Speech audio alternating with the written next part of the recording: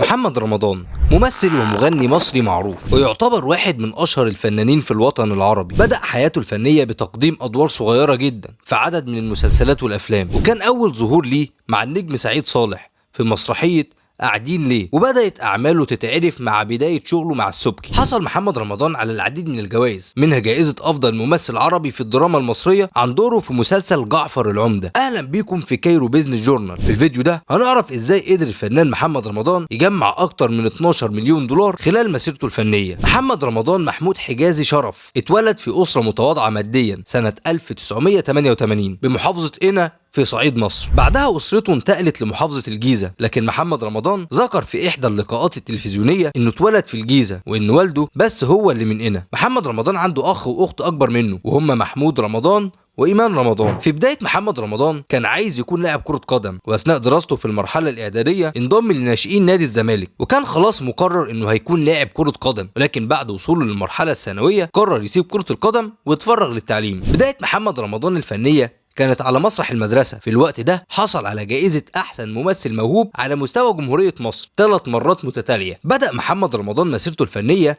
عام 2004 مع الممثل الكوميدي سعيد صالح في مسرحية قاعدين ليه. بعدها شارك في أدوار صغيرة جدا في عدد من المسلسلات التلفزيونية والأفلام السينمائية. أبرزهم كان مسلسل السندريلا في 2006 اللي قدم فيه شخصية الممثل المصري الراحل أحمد زكي، وفي 2007 قدم دور بسيط في مسلسل حنان وحنين، وفي 2008 استمر بالظهور بأدواره البسيطة على الشاشة زي مسلسل الهاي سكول ورمانة الميزان. وفي نفس السنة بيظهر بشخصية العسكري شلبي في الفيلم الكوميدي السياسي رامي الاعتصامي. وفي 2011 بدأ محمد رمضان يظهر بأدوار رئيسية، فشارك في بطولة مسلسل إحنا الطلبة مع أحمد سعد ومحمد نجاتي، وشارك في مسلسل دوران شبرا مع هيثم أحمد زكي وحورية. وفي نفس السنة شارك في بطولة فيلم الشوق مع أحمد عزمي وسوسن بدر، ولعب دور البطولة في فيلم الخروج من القاهرة. في 2012 بدأ محمد رمضان يحصل على البطولة المطلقة في أعماله، فقدم فيلم الجريمة وعبده موتة اللي نجح نجاح كبير في وقتها وحقق إيرادات بقيمة 22 مليون جنيه. بعدها قدم فيلم الألماني اللي حقق هو كمان إيرادات بقيمة 1,800,000 جنيه. وحصل محمد رمضان من الفيلمين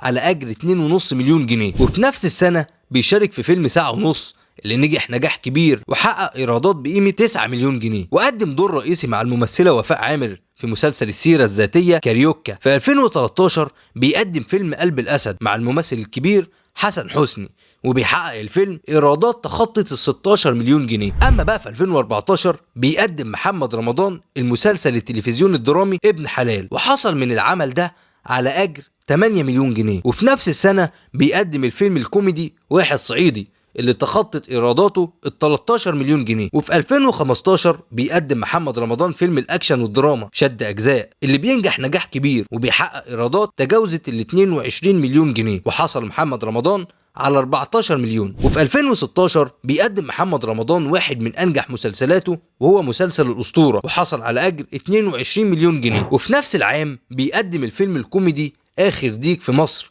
وفيلم الاثارة والاكشن جواب اعتقال، وقدم الجزء الأول من الفيلم التاريخي الكنز. وفي 2018 بيقدم المسلسل الدرامي نسر الصعيد اللي كان من إنتاج شركة العدل، وحقق المسلسل نجاح كبير في وقتها، وحصل محمد رمضان على أجر 35 مليون جنيه. وفي نفس السنة بيقدم الجزء الثاني من فيلم الكنز، بالإضافة لظهوره بدور البطولة مع ياسمين صبري في فيلم الديزل اللي بيحقق إيرادات أكتر من 24 مليون جنيه. وفي 2019 بيقدم مسلسل زلزال مع ماجد المصري وحلا شيحة، وحصل محمد رمضان على أجر 18 مليون جنيه. وفي العام اللي بعده بيقدم مسلسل الدراما الاجتماعية البرنس، وحصل على أجر 18 مليون جنيه. وفي 2021 بيقدم مسلسل موسى اللي حصل فيه على 45 مليون جنيه، ولكن المسلسل محققش نجاح كبير مقارنة بنجاحاته السابقة. ولكن بيرجع محمد رمضان في 2023 وبيقدم واحد من أنجح مسلسلاته وهو جعفر العمدة اللي بيسجل أعلى نسبة مشاهدة لمسلسل عربي في التاريخ، وحصل محمد رمضان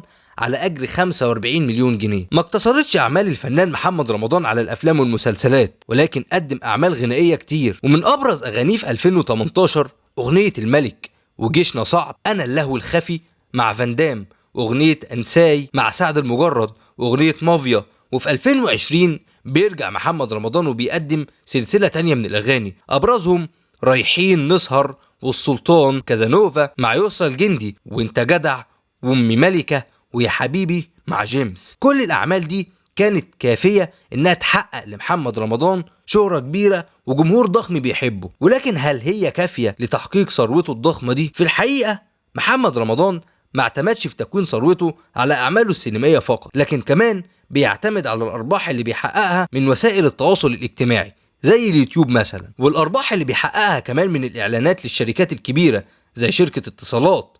بالاضافة كمان الى انه بيعتمد في تكوين ثروته على تجارة العقارات السرية، وبيمتلك محمد رمضان محفظة ضخمة من العقارات منها داخل مصر وخارج مصر. كمان بيمتلك محمد حوالي 17 سيارة بيعدي سعرهم 50 مليون جنيه، منهم سيارة لامبورجيني سعرها بيتخطى 7 مليون جنيه، وماكلارين سعرها 5 مليون جنيه، وسيارة فيراري سعرها 4 مليون جنيه. في النهاية محمد رمضان فنان موهوب وما حصلش على ثروته دي بسهولة، ولكن قدر يحصل عليها من خلال أعماله الناجحة واستثماراته الذكية. بس يا سيدي هنا نكون وصلنا لنهاية حلقتنا النهاردة. ما تنساش تعمل لايك واشتراك للقناة وتقول لنا رأيك في التعليقات. سلام عليكم.